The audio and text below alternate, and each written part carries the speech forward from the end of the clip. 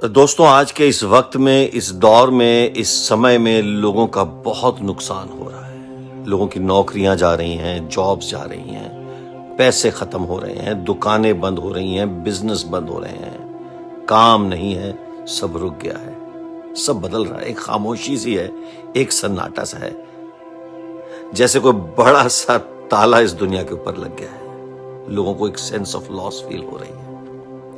लेकिन मेरे मित्रों, हमारा आसमानी पिता हमसे तब तक कोई चीज नहीं लेता जब तक उसके बदले में कोई बेहतर चीज वो हमें ना दे दे। मुझे याद है एक कहानी, एक बेटा अपने पिता के साथ ब्रिज के ऊपर से गाड़ी पे जा रहा था। अचानक बेटा जो घबरा गया, चिल्लाने लगा, डैड ये देखो, ब्रिज के नीचे जो लकड़ी के जो खंबे लगे हुए थे जिन पे ये ब्रिज खड़ा था, वो उन्होंने खंबे निकालने शुरू कर दिए और ये ब्रिज गिर जाएगा, ये पुल गिर जाएगा। तो पिता ने कहा, बेटा ध्यान से देखो, वो लकड़ी के खंबे हटाकर वहां पर उन्होंने पहले से स्टील के और सीमेंट के खंबे लगा दिए हैं। ये ब्रिज पहले से ज्यादा मजबूत होने जा रहा है। जी हां, ये ब्रिज पहले से ज्यादा मजबूत होने जा रहा है। जिनके पास परमेश्वर है उनका कभी नुकसान नहीं होता है। आज हमें ये नहीं देखना है कि हमारे हाथों से क्या जा रहा है, हमें यह देखना है कि हमारे पास क्या बचा है और परमेश्वर क्या देने जा रहा है। इस दुनिया में जो भी नुकसान होता है उसकी भरपाई आसमान कर देता है, लेकिन अगर आसमान खो जाए तो फिर उसकी भरपाई नहीं हो सकती।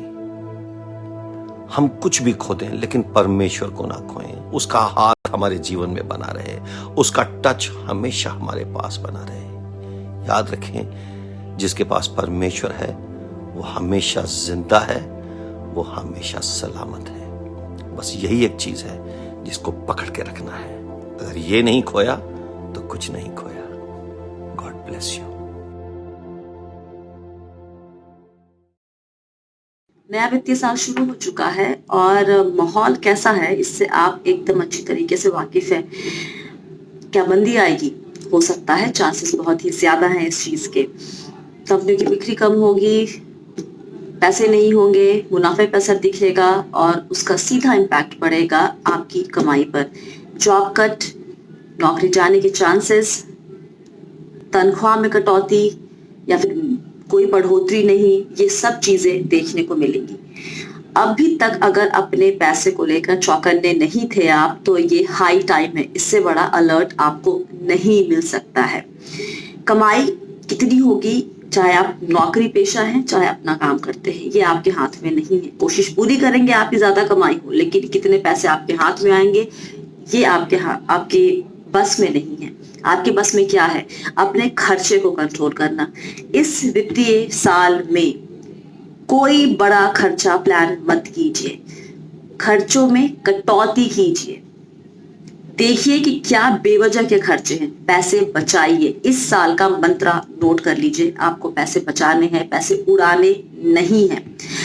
फिनेंशियल प्लानिंग की जो की चीजें होती हैं, मतलब बहुत ही जरूरी चीजें, उसकी अहमियत अब नहीं समझेंगे तो इससे ज्यादा और कोई भयंकर बुरी सिचुएशन और नहीं हो सकती है समझने के लिए। ये बेसिकली जो चल रहा है अभी, वो एक आई ओपनर है बहुत सारे मायनों में, फाइनेंशियल प्लानिंग के मायनों में। जो हमेशा कहते हैं भाई इमरजेंसी फंड, अभी हमने बात की शायद मंदी आएगी।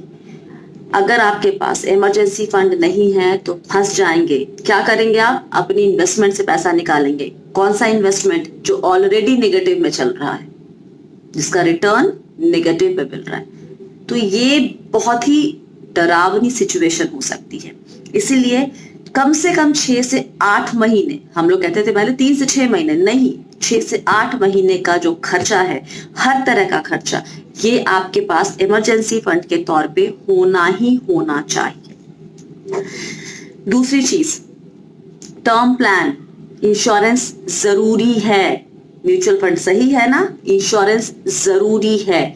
टर्म प्लान, अगर आप इकलौते घर में कमाने वाले शख्स हैं और आपकी फैमिली आपके ऊपर फाइनेंशियली डिपेंडेंट है, आपके पास एक टर्म प्लान होना ही चाहिए। हेल्थ प्लान, नौकरी में अगर है, आपको कंपनी दे रही है, सफिशिएंट नहीं है। You have to have one individual personal health insurance जो आपको कवर करेगा, आपकी फैमिली को कवर करेगा। तीसरी चीज, आप लोग जो भी प्लानिंग करते हैं उससे प्लीज शेयर कीजिए अपने फैमिली मेंबर्स के साथ।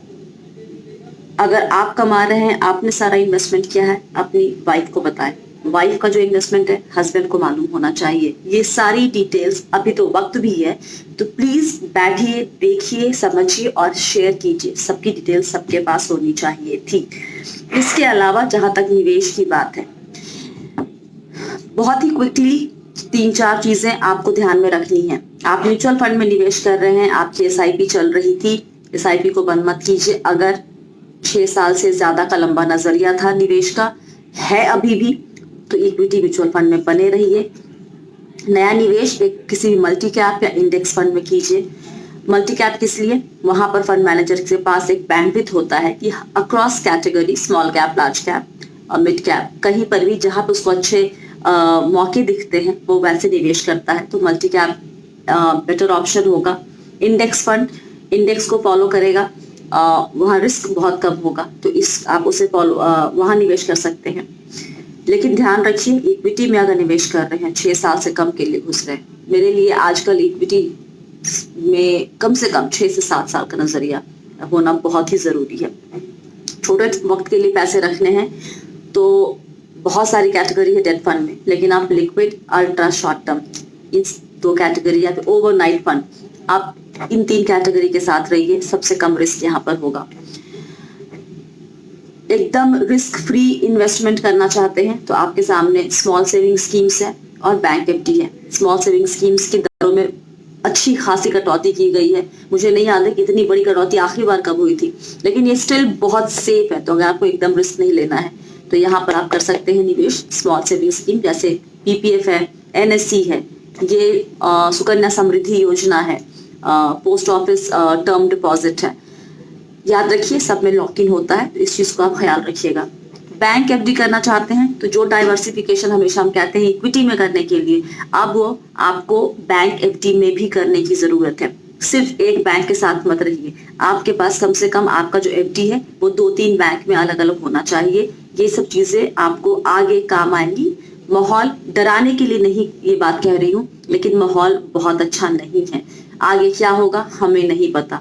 हर तरह का जो इन्वेस्टमेंट एवेन्यू है, विकल्प है, वहां पे रिटर्न बहुत ही अजीब से आ रहे हैं। कहते थे नॉर्मली कि जब इक्विटी खराब होता है, इंटरेस्ट रेट गिरता है, तो वैसे में डेट फंड्स में अच्छे, जो बॉन्ड फंड्स है वहां पे अच्छा रिटर्न मिलता है, लेकिन वहां पर डिफॉल्ट्स वगैरह को देखते हुए वहां का रिटर्न भी बहुत खास नहीं दिखता।